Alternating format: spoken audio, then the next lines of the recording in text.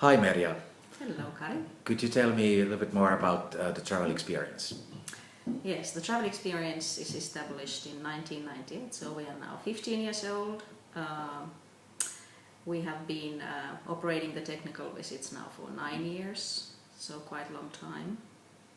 What else are you doing here in travel experience? So of course we are an incoming tour operator and destination management company, and we do leisure tour groups, programs, we do incentive groups, meeting groups, conference groups, technical visit, some individual.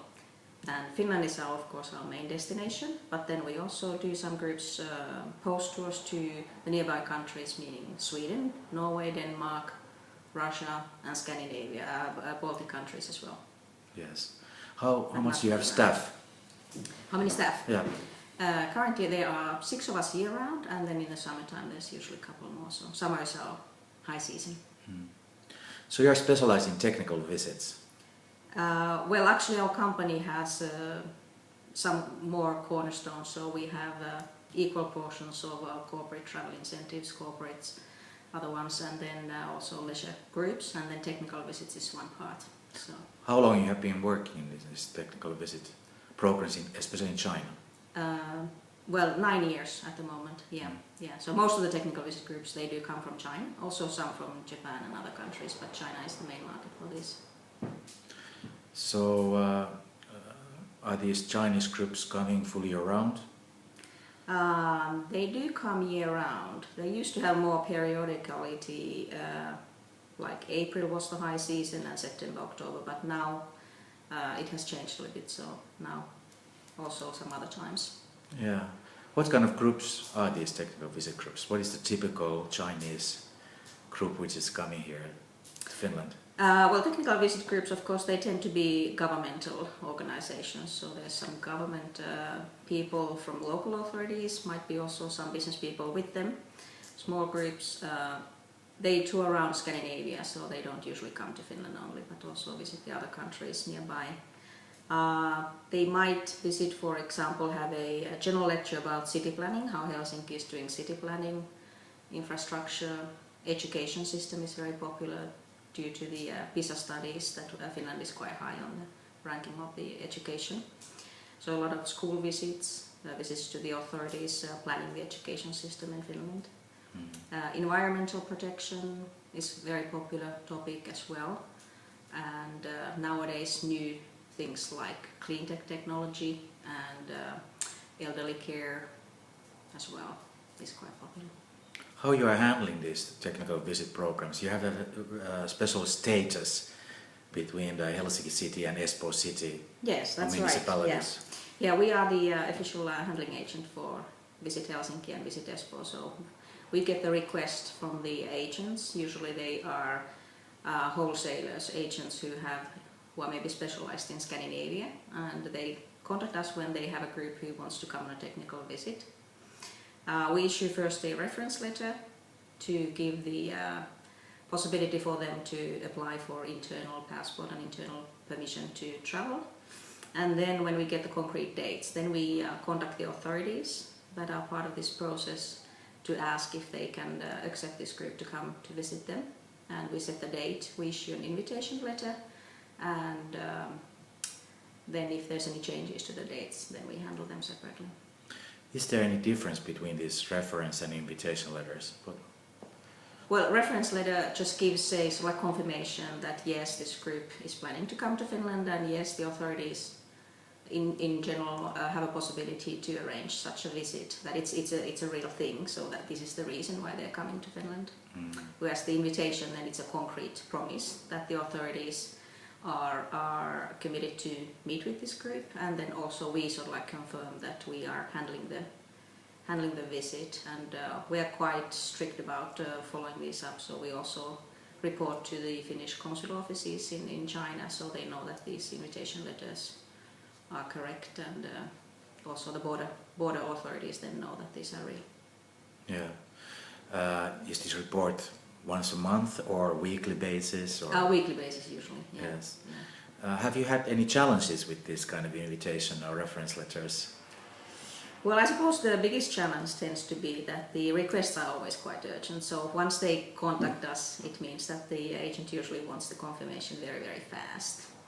And when we, of course, then contact the authorities, they have also their main job, which is to do whatever they are doing, the education and so on. So this comes on top of their normal job. So it may be delayed a little bit. They have to look into their staffing situation and when they have the time to meet with the group. So it takes some time before we can confirm the meetings and then send the visa support letter.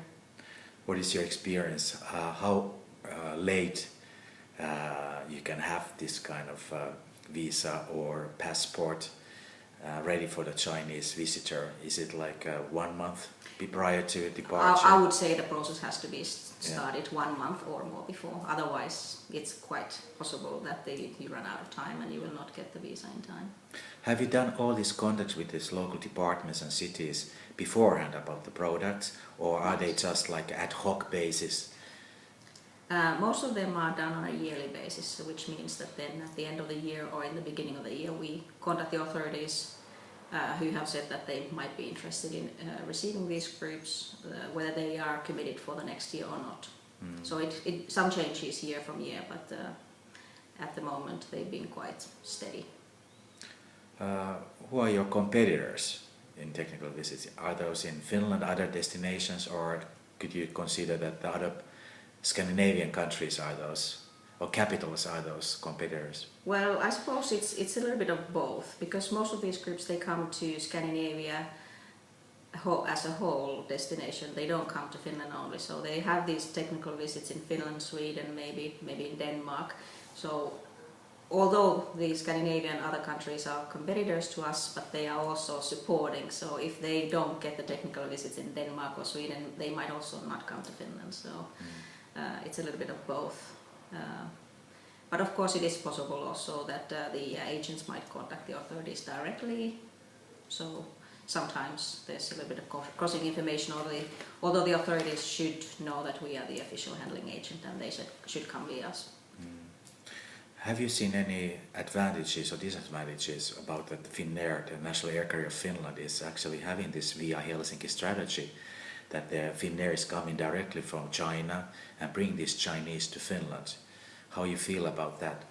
Well, definitely, of course, it's a benefit to us that Finnair has direct flights. So most of these groups, they land in Helsinki and they start their program here, and then they continue onwards to the rest of the Scandinavia. So if there was no direct flights from China with Finnair, then of course it's quite possible that they might go to some other countries. But now it's sort of like self-evident, if they fly with Finnair, that they will also stop in Finland, which is a good thing for us. Yes. Some people have been saying that it's a little bit difficult to stop people, especially Asians, at the airport, to have like a stopovers in Finland. Have you noticed this kind of difficulties? Well, I suppose for individual travelers and leisure clients, it depends what kind of airline tickets they are. But I, to my knowledge, Finnair is quite committed to promote stopover in Helsinki as well, and it should not increase the cost of the flight. What kind of groups are these technical visit groups? Are they male dominant? Yes. Are they big groups or smaller groups? They tend to be between 6 and 12, maximum 15 persons, so quite small. Yeah. And what is the average length of stay here in Helsinki area, for example? Well, to be honest, I think the average at the moment is probably 2 nights. Is it also for these leisure clients who are coming here individually for free time, or do you consider that these technical visit groups are maybe staying longer? Have you noticed? I'm not 100% sure of that, how the statistics show, but I think of course the whole way of traveling from China and Asia is that they want to travel through the whole of Scandinavia and maybe even drop by in London or so on. So of course then if the traveling period is quite short, then it only leaves a couple of days per destination. So I think it's the normal for most. But of course technical visit groups might stay a little bit longer than tourists. So what is the current situation with these Chinese groups? How you feel the situation today, and what is the plan for the future?